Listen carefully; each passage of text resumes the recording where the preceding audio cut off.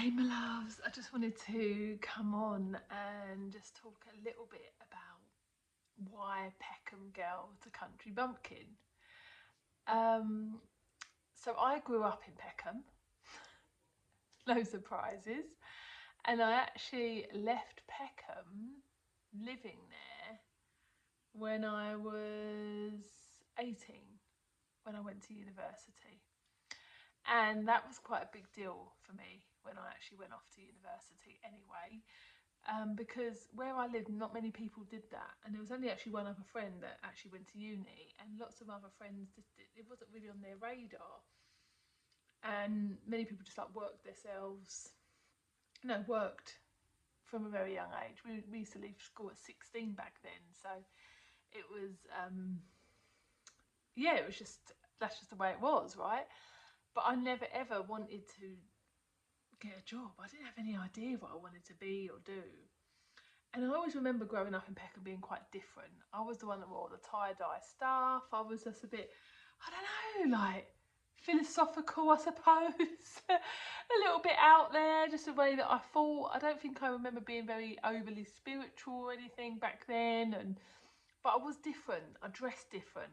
I felt different. I always felt different. This is the thing. I always felt different. I never felt like I really fitted the mould of what I felt that life was meant to look like back in the day. Um, and so off I went. I went off travelling. I travelled the world. But going away to university was the first step in that. It was the first step in me going, okay, I'm going to move away from what I know. And I remember like always feeling like it was quite busy growing up in London. And so when I arrived in Stoke-on-Trent, which is where I went to uni, I thought it was like paradise. I was like, this is just so lovely. Everyone spoke to you, said, good morning, Ducky. Here I am, Duck. How are you? And I just loved it. I just thought people are so friendly. There was more greenery. It was quieter, a slower pace of life. It wasn't quite bustly like London was. It was still busy, but in a different way. And I just felt it was so different, but I loved the difference. And you know, I went through quite a lot growing up, and my mum had bipolar. My dad left when I was really young, and there was lots of turbulence around that, and stepdads and stepchildren. It was all pretty chaotic. And so when I left, it it felt like I was running away a little bit, but I also felt like I was like just setting myself free in some ways, right? So as time went on and I travelled and I went and lived in Australia, in Canada, I always had this like yearning for adventure and to just experience life in a different way to what anything I've ever knew. And I've kind of done that my whole entire life, but as I've done that, I've experienced so much. And what I began to realise is that actually I didn't enjoy living life in the rat race. I didn't like enjoy being busy, and even though I've done it and I've had jobs in London and I've been on the hamster wheel, when I actually decided to leave my job, and this is a whole new story in itself, which is why I wrote a book about this particular time in my life, which you can get on Amazon. I'll put the links below.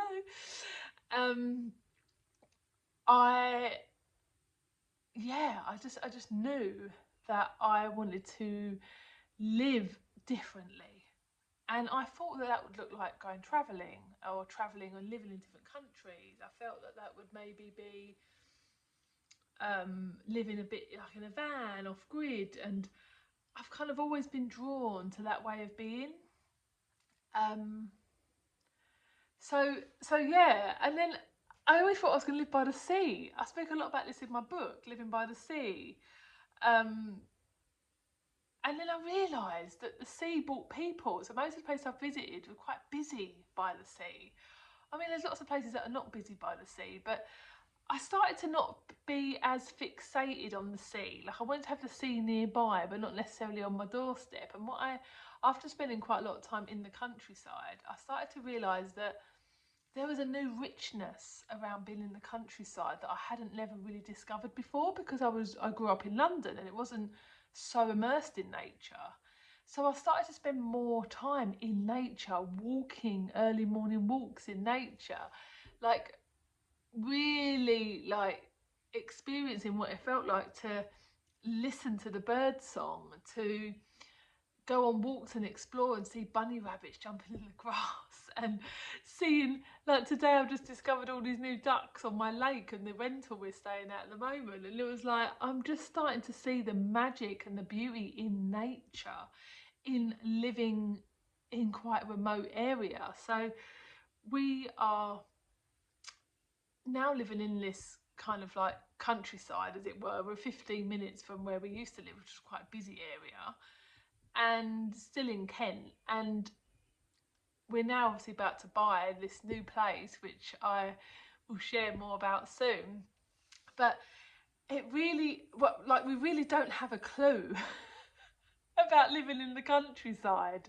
We've never lived in the countryside until these last sort of 4 or 5 months of living here, and I really truly believe that us finding this place was all part of the journey of us becoming more country bumpkin-fied, as I would call it, country bumpkin-fied, and starting to realise that there's like rats, water rats, and there's like different birds that arrive on the lake, and herons and ducks are having babies, and moorhens have had babies, and bees have nestled in the walls, and we had water. We had no water one day. We've got rivers. We're looking at fishes. It's like there's no shops in this little area, but you can get to them 15 minutes away. But we've started to have a piece of what it would feel like to live more remotely, and where we're moving to is definitely going to be more remote than this.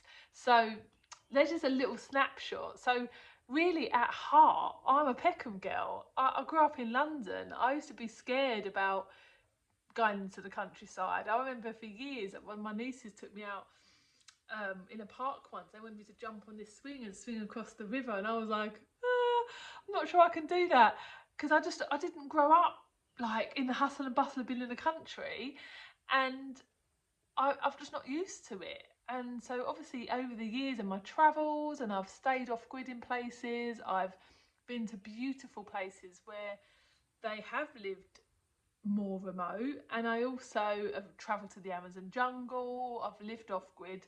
I've lived in the most craziest conditions and realised I can do this, and there's a richness and a beauty about this too. So there's a little snapshot of why I've called this maybe Peckham Girl to Country Bumpkin, because I really am going to go into a life that I've never been into before, like I've never really truly immersed into before.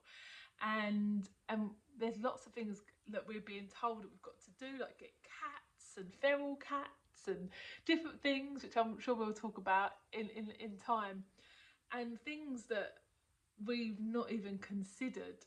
And so it's going to be quite a journey, which is why I thought, and I had this name pop in like ages ago. I have a lot of stuff pop in, and I've got other YouTube channels which I don't really do much with, but I've got a very like a big stream of, I'm quite out there of what I do in the world. You know, I'm a tantrika, shamanic healer.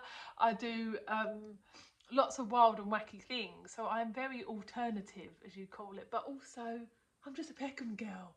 I'm just a girl that grew up on the streets of Peckham and grew up in the hustle and bustle of living in London, and deep down I really don't have a clue. So it's going to be fun. I want to be someone that grows her own vegetables, that lives off the land, that has her own spring, that is able to create a community, that can be very alternative in her every single day existence of being a human. And that is what I'm envisaging for the future for us. So this Peckham girl is going to be a country bumpkin, and I can't wait to share more of the journey with you. So thank you for listening. Mwah!